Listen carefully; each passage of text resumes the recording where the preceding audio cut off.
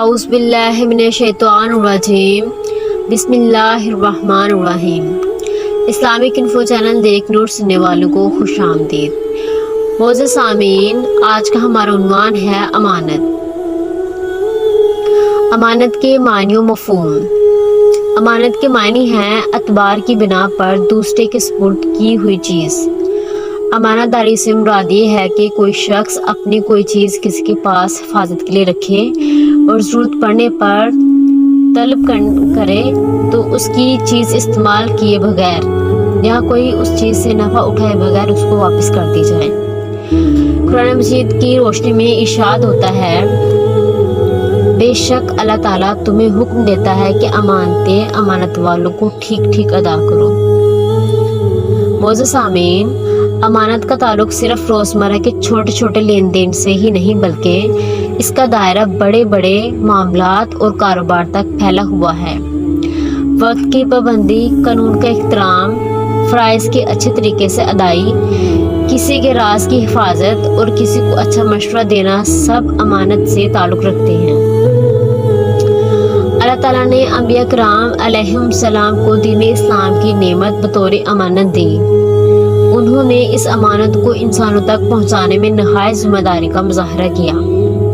अमानत को लोगों तक पहुंचाने में अंबिया किराम अलैहिस्सलाम को बेशुमार तकलीफ का सामना भी करना पड़ा।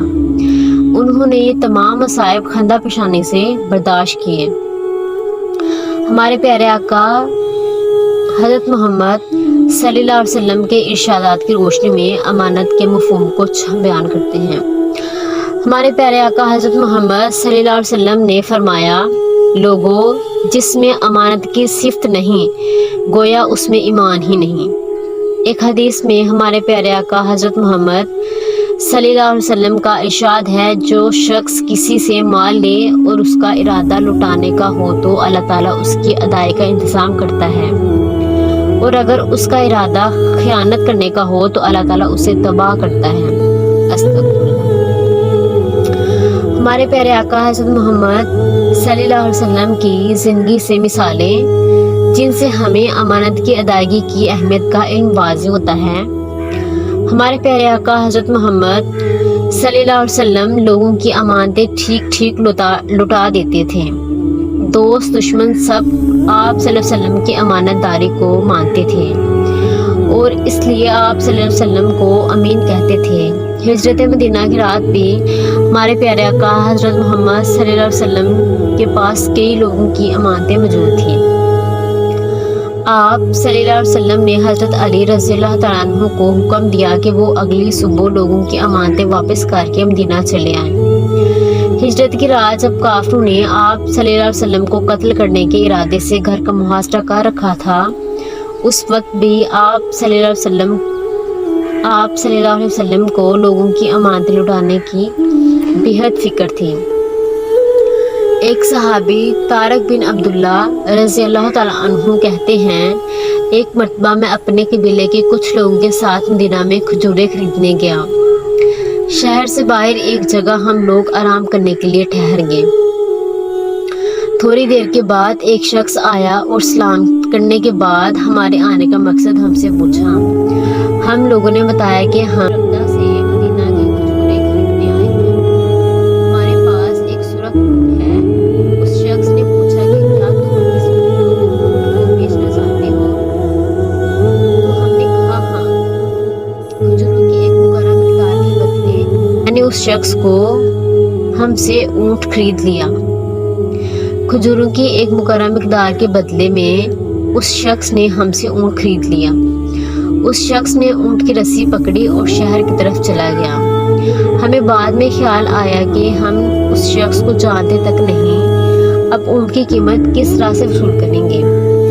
अभी हम लोग ये बात सोच ही रहे थे कि शहर से एक शख्स खजूरों की एक बहुत बड़ी मिक़दार लाया और कहा, मुझे नबी करीम सल्लल्लाहु अलैहि वसल्लम ने भेजा है, अपने ऊँट की कीमत के बराबर खजूरें तोलकर पूरी रकम ले लो, पूरी काट लो और जो खजूरें बच जाएं वो तुम्हारे खाने के लिए हैं।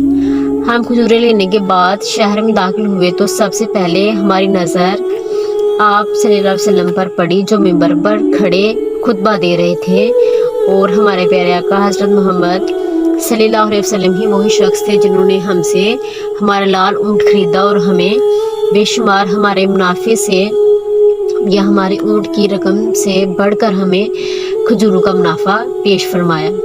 غزوہ خیبر کے موقع پر ایک سیاہ فام شخص جو ایک یہودی کا غلام تھا بھیڑ بکریاں چراتا ہوا مسلمانوں کے لشکر کے قریب آ گیا۔ مسلمانوں نے اسے دیکھا تو نبی کریم صلی اللہ علیہ وسلم کی خدمت میں لے آئے۔ اس غلام